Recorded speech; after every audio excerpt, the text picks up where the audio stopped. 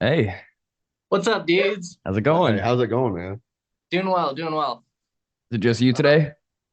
it might be. I haven't heard from my guitarist. He said he was going to do it last night, but he has a weird sleep schedule. He's all over the place, especially after tour. All of our sleep schedules have kind of been fucked. In his defense, I say a lot of things like that to him, and then I do a disappearing act a lot. So I'm not going to be critical of this man's work. I like it.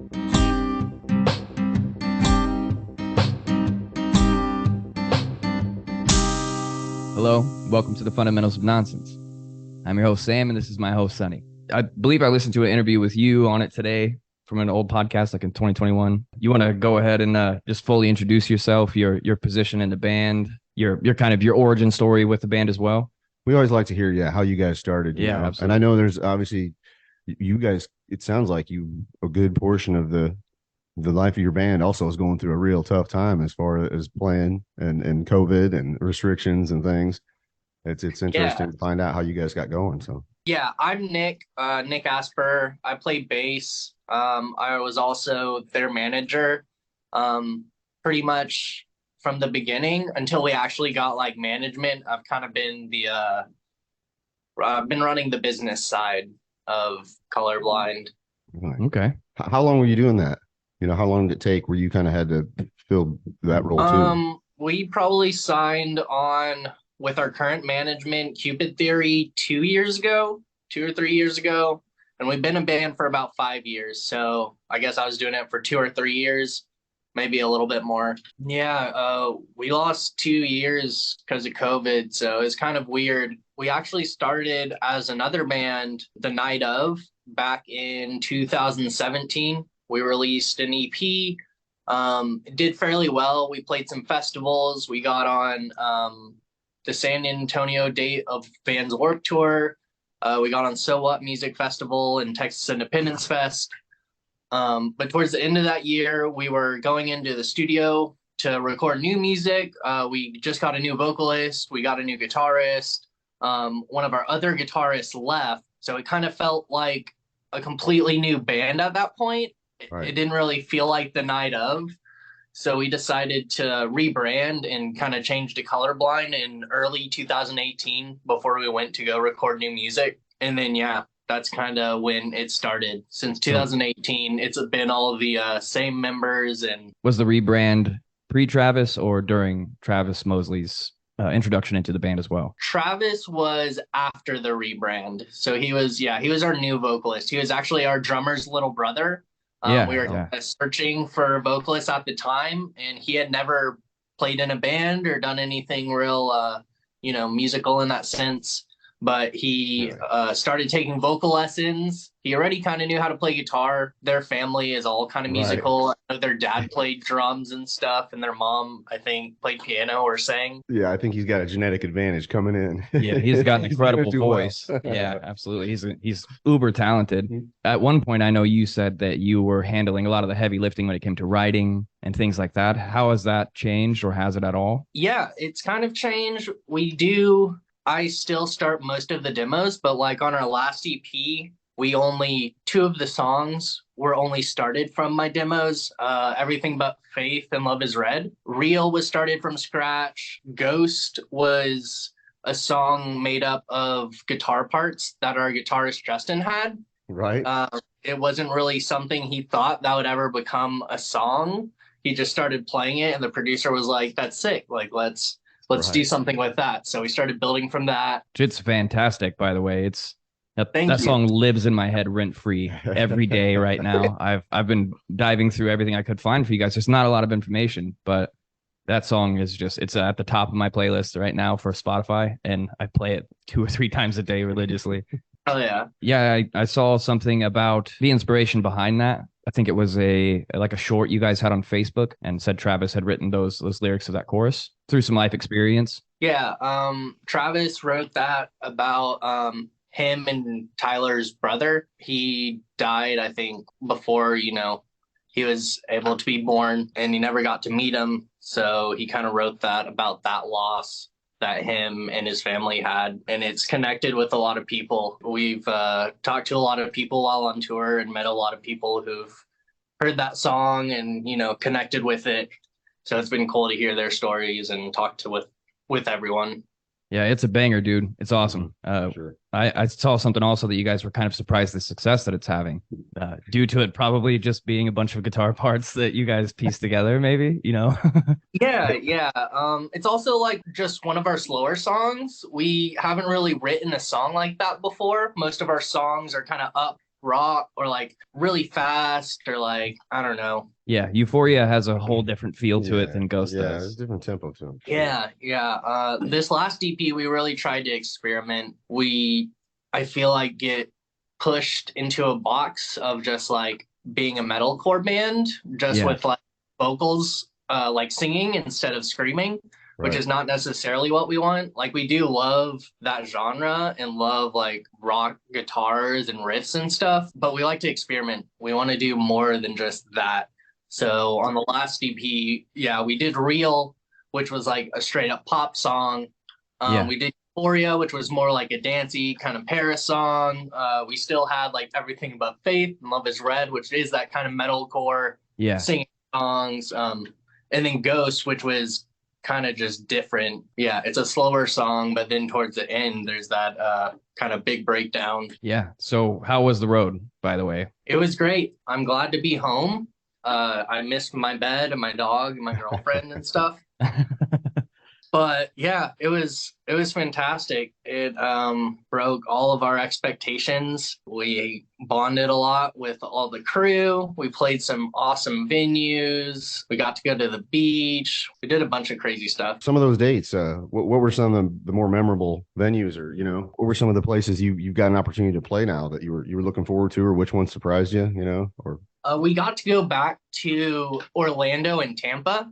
Really? We played there in February with Limbs and Dark Divine, and it was awesome. But this time they sold both shows sold out back to back. Really? And that was the first time I ever played a sold out show. So to have that happen twice in a row was wild. I bet the same venue is gonna have a little bit different feel. There's gonna be a little bit different electricity in it. You have at your second sold out show there for sure. Yeah. Oh, It was awesome. Congratulations, by the way. Thank you. It was also really cool to come back home and play Austin. Sure. We played at Come and Take It Live. We haven't played a show in Austin, I think, since like last fall or something. We've really been trying to branch out this year and tour and build our outside markets. We've been playing, Austin and in Texas since 2017, so for a few years now, but we hadn't really branched out until this year. So we're really focused on getting outside of Texas and playing to other crowds and cities. Sure. That was actually going to be my other question, is that you guys are in a great music city in Austin, and I wonder how aggressively you're still out there playing, or your focus was reaching out. So that's interesting, man. It's a good spot to be. It's a good home base too. So you can like reach out. You're saying other audiences, and man, you're in a great spot. Yeah. Speaking of other audiences, when I paid attention to your guys' analytics, anyways, as just a fan of your music, but you guys had, I think, 246 or 248,000 monthly listeners when I wrote you, and you said you guys would be on the podcast, and went on tour and came back, and your Spotify growth has been like 30,000 or better since you guys have been on tour. So that's fantastic. That shows that playing those live shows and engaging with the audience, what COVID stopped for you guys for so long, is definitely helping your platform. Yeah. It's an accelerated comeback, man. Yeah. It's been really good to connect with fans, talking with them while they're like standing outside in line or merch booth, or we'll try to stick around and watch the other bands. So we'll just like randomly talk to people in the crowd who will like watch you on stage the set before. Yeah, that's the best part of catching guys that are really out there and playing a lot of new shows and stuff, like your guys' last tour, when I was getting the opportunity to meet guys like you said that were just hanging out to watch the next set and the next band. I could be having a beer and watching somebody amazing too, with guys that are going to be infamous in 6 months. It's to see that hang and stuff at a lot of those venues is cool. I rub elbows with some artists. I got to experience that last year. I think you guys actually were in the back end of Picturesque's first headline tour. I think they went through Texas last year. They came through our area here in Springfield, Missouri, in August, I think, last year. And I went and caught him. And after the show, we kind of all hung out and talked. And like, Jordan Greenway and I chatted about business for quite a while. And Kyle came up, and it was so casual and so fun just to hang out with a band that I was just also beside the moon a fan of as well, you know. They are really cool dudes. I actually am working on a new song with Dylan, one of their guitarists. Yeah. So hopefully that will end up, being released and actually becoming a song that we get to share with the public. Very cool. Just as a casual fan myself too, man. I love seeing that the Kellen Quinn stuff. That I think your guys' single, the last band we spoke to, Sibilin, their Canadian band, they had just had a single with Kellen Quinn as well, which seems weird. It's like I'm following Kellen Quinn around. Is that as we bring guests on? 7 Degrees of Kellen Quinn? Yeah. I didn't know there was a connection. 50 Shades of Kellen Quinn. Yeah, so. I bet you could do that. I bet you could. Every band that has a Kellen feature, and that you get a lot of episodes. Yeah, that would be fantastic. Eventually, Kellen comes on, and we have him on in a tuxedo. Apparently, he's a ringer. Yeah, he's a ringer. Yeah, we hang it up after that. I think we've reached. Kind of curious, what's your 1, 2, and 3, and your what inspires you the most, music wise? Whether it's nostalgic, the music that kind of touched your soul early, and then what's working now for you. No pressure, but be specific. Yeah. I used to listen to a lot of pop punk. So I think that's why I add a lot of pop to our music. But but pretty much everyone else in the band, we all came from metal bands. We all played heavier music, from metalcore to beatdown to rock to technical stuff. But our vocalist, he's just like kind of an R&B pop singer. He sings whatever he wants. He has the voice for it. So we try to blend those genres. I used to listen to a lot of like All Time Low, A Day to Remember, Pierce the Veil, Sleeping with Sirens. Now, more recently, I've gotten into the more popular side of things. I'm really into Knox, Christian Gates. Who else? There's a few. Outstanding. Good answer. What breeds your dog there in the background? I don't know. Hang on. Yeah, I saw corporates checking in on you. Oh, hey puppy. He's a mutt. His name's Bandit, but he doesn't really like being picked up. He's not a lap dog, huh? Yeah. I got him when he was like 2 months old. Me and my girlfriend got him on Valentine's Day, and now he's like 5, I believe. Oh, he's just in his prime then. Yeah. He's a good boy. He's kind of annoying. My girl's at work right now, so I'm the one trying to entertain him. Yeah, kind of up my butt. He wants to play and do things, but it's also like over 100 degrees in Texas, so I don't want to let him outside because he'll just scratch at the door in like a minute. Well, yeah, he's reasonable. It's crazy out there. So where are you at now? Are you in Austin now? Yeah. I'm back home. I got home Wednesday, I think, Tuesday or Wednesday. Then I went back to work on Thursday and Friday. I work at a brewery, Independence Brewing Company in Austin. It's a small craft brewery. Outstanding. A big question I had for the band was, what does 1 million views mean now in the current market? Things like that, people can post videos on Facebook and you see that there's 64, 70 million views on them. And I'm just curious. I remember when 1 million views meant you made it. Yeah. You know what I mean? That was escape velocity. Yeah, that was, you were breaking the atmosphere of the planet. Yeah. 1 million views is not very much. On Spotify, I think it's like 3,800, maybe 4,000. Really? But, there's also management stuff. If you're signed to a label, there's percentages for that, or distribution, or there's all sorts of shit. Producer fees, songwriting credits. Yeah, so it sounds like your first million, it's really easy to spin that back into the craft, honestly. We're all up front on this. And this is kind of the bleeding artist, kind of mentality as well. We're trying to pursue and chase something, and it's I don't know what that looks like anymore, what analytics look like. I remember being from an era that was, like I said, 1 million views changed your life. It's a wild perception. It does. That's the world now. It's so easy to get 1 million views on the internet that it does. The gravity isn't the same anymore. I think when you first cross that, for sure, you feel the gravity shift a little bit for you, but just being aware of those numbers. I think people change what their instinct would be to reflect, well, that seems to people respond to that. It may not be whatever the actual art that they're originally imagining and wanting to put out, and they tend to lean into that. I wonder how much that changes, the product and what guys are able to do or what they're willing to do. Yeah. So I'm curious how much of that capital that you guys make off of music goes back into making more music. Pretty much 100%. 150%. Yeah. Then a little bit out of your wallet too. Yeah. We still, are pitching in our own money for things. There are like this last tour, we were lucky enough to sell enough merch and have decent enough guarantees, and did not, we slept in the van and trailer most nights. We didn't get a bunch of hotels, and we ate at gas stations and Walmarts and stuff. So we came back in the green and were able to get paid out to help, just with our bills, since taking, 4 guys getting off of work for over 3 weeks is pretty hard. Yeah. Did you have to use PTO for that? No, I was out of PTO, so you just took it for the team, huh? Yeah, you're gonna walk in tomorrow and be like, am I still working here? Or that's great. Well, my job was really cool about it. They're very supportive, but obviously they're not gonna pay me to not to use FMLA to tour. That's right. Yeah.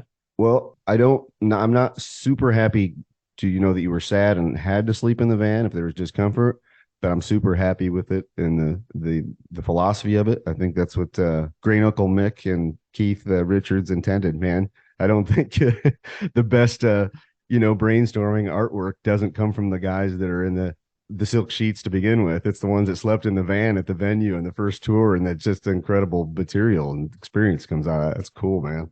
Don't sleep in that. Hey, crack the windows though. If the rest of the band's in there and it's 100 degrees down there, Bob. Yeah, it definitely got hot. So how many dates were there? How many shows did you do? 16 or 17. Oh, wow.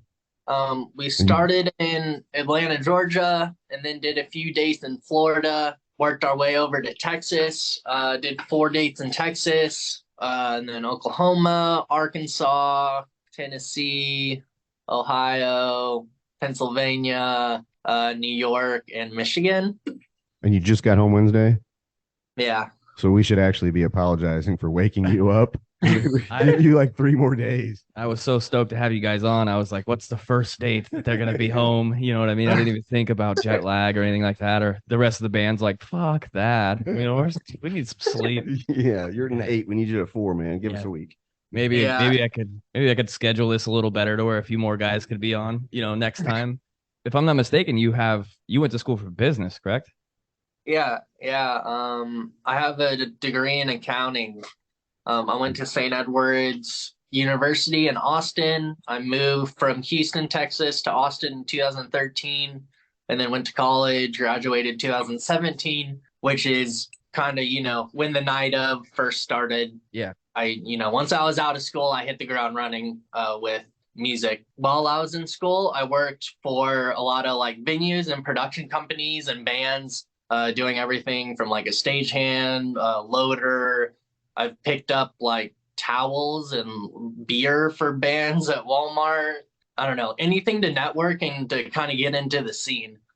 So once I had, those connections, once I was in a band, it made things super smooth. We had a lot of opportunities because I already knew a lot of people. Yeah, you got guys picking up towels for you now. Yeah. What an understanding you have of like everything that goes into it. That no doubt. Most don't. I mean, that's incredible. What's been your favorite experience up to this point with the band in its current state? I know it's a bit cliche, but with Travis, it feels like you guys are on the trajectory of gaining audience and gaining views. I saw your Facebook post this past week about songs crossing 3 million, songs crossing 1 million. It definitely seems like you're generating a little bit of a buzz. This last EP has done a lot for us. Pretty much this year, we've like doubled our Spotify followers, which has been crazy. I think it's mainly from TikTok and Instagram. We've really been pushing those 2 platforms. We used to focus a lot on Facebook and YouTube.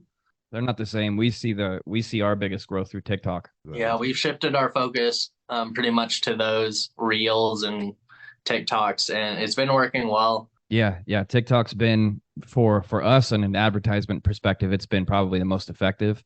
I focused a lot on Facebook. It is the easiest to maneuver still because we're all kind of acclimated to it. TikTok is an easy billboard. I'm not acclimated to it. I'm super old. I can't figure it out. But I read at a third grade level. If Kidding. I'm just arm candy. It's always been that way. Yeah. No, we're super excited to get a chance to talk to you, and was curious about how, coming off the road and then that big stint, and kind of how you guys got started. That there had to be the crazy challenges, just the way the timing fell with COVID. You probably had a little bit looser, more freedom in good old Texas and Austin than some places, like than back in Chicago. But it had to be just challenging and maybe overwhelming at first, wondering, you're at the mercy of when does this expire, and not, it was out of your hands. You can be making the greatest, producing the greatest work ever, and you just don't have the opportunity to have everybody see it as much. Just the exposure is limited. So Yeah, we kind of took our time with that. We really didn't tour at all until we were ready. So we've been around for probably 5 years, but we've only been touring for one. But there's, reasons because of that. We have had friends in other bands. We had friends in Unity, TX up in Dallas. They released an album like right when the pandemic started, right when Trump shut down the country. And they just started a tour in Europe, and they got to play like one show and then had to fly home. And then all their gear was just stuck in Europe for like months and months and months. And then I've had other friends in Fire from the Gods. When it did open back up, they had to take COVID tests like every single day. Yeah. And there was like a bunch of crazy restrictions, and it was a lot. So we kind of spent COVID getting that EP together. We signed to a management company, signed a distribution deal with a small label, got on a booking agency, got all of our ducks in a row during that time. So when everything opened back up, we could hit it hard. Well, what an outstanding response, man. I can see how it would have been easy to make that less of a priority for a while, just being like, you couldn't, but that was like the perfect response. And obviously the result is what it is. So well done, sir. Thank you. Mm-hmm. Seeing the impact it had on industries that the mega industries like movies and music and just entertainment in general was, from an outside perspective, crazy. We weren't even talking about a podcast or talking about any of this at that time. You know what I mean? And I can't, maybe this would have been more effective for that style of entertainment then. I really like the fact that we get the chance to talk to people that are on the road now. It's great to be able to ask questions about what was it like to see your fans screaming and yelling. And some of the photos you guys posted of your tour were so cool. Travis with a microphone in his mouth, you guys all shredding behind him. It was amazing. Yeah. The tour was really a dream come true. I remember watching Attack and going to their shows back in high school and shit. No kidding. So now being able to, see them play Stickly and Smokeahonis every night is like, it blows my mind. Yeah, that's awesome. That's fantastic. So what was your first concert you ever went to? First big concert was All Time Low, We the Kings, Hey Monday, and I think Go Radio. Yeah, at the House of Blues in Houston. I remember my sister took me, my older sister. She's like 6 years older than me. The bad influence. Yeah. Excellent work. Paid off. Don't tell mom about what we do at go ahead, concerts. tell mom. Now she gets credit. It works out just fine. That's cool. My first was Starset and Breaking Benjamin. Ooh, nice. First one I got to see. I've actually seen Starset like 3 times, I think. I saw them with Five Finger and Bad Wolves in Shinedown, and then I actually saw them again with Breaking Benjamin and Seether like 2 years ago. Weird. I'd have to go way back. Yeah. This would have been something in biblical times. Now, I think like the first one was like 90, maybe, probably like 96, Lollapalooza or something in Chicago. Yeah. Yeah. I mean, it's a while back. And I was Who was it? I don't even remember who headlined. I remember like the different ones after it, but I can't remember who was there, to be honest with you. I have to look back. It was a hazy experience, I'm guessing. But I was in high school, so Right. I was probably 15 or 16 when I was doing that. But no, outstanding. Well, I have one more question for you. How are you already getting the itch to plan the next step? Are you already looking forward? Are we still caught you flat-footed right off the bus? Are you already thinking about the next tour dates and playing again? Yeah, I'm ready. We're all ready. We want to play festivals. We want to play tours. This tour was the first time any of us were like, like I kind of just mentioned, Spotify doesn't make us money. Most of us, made enough money to pay our bills, which that was the first time that's ever happened. We've never been able to do that through streaming or selling merch online or stuff like that. So we were all like, oh man, like when we all came home, we we're like, this is actually like viable. Like we could actually turn this into a career, which none of us had actually ever thought about. Like we kind of thought about, I don't know. After this tour, it made it really real and had it sink in that like, this might be our jobs pretty soon. You guys should do this professionally. Yeah, I think it's going to work out. I've been listening all week. It's good, man. Yeah, I'm a huge fan personally, and I listen to a lot of the same style of music. I love Too Close to Touch and Picturesque, and you guys kind of live up there in that realm for me. So I've got nothing but good hopes for you guys, and I can't wait to see the trajectory you travel on. And I'm super excited for when it all comes together and you guys get to do your headlining tour and other people get to say, yeah, we opened for Colorblind. You know what I mean? And I'm fully confident that that's going to happen for you guys myself. Thank you. I really hope so. Yeah. People just keep telling us to keep doing what we're doing, and it's a matter of time. So that's what we're going to try to do, just one step at a time. Yeah.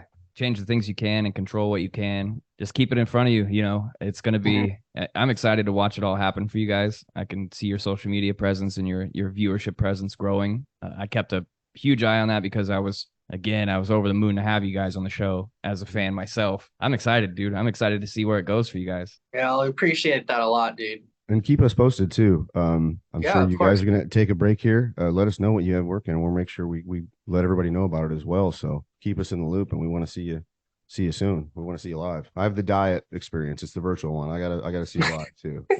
Yeah. Okay. But man, outstanding. So glad to meet you. Appreciate your time today. We're gonna let you go back to bed until like the 4th of July. Yeah.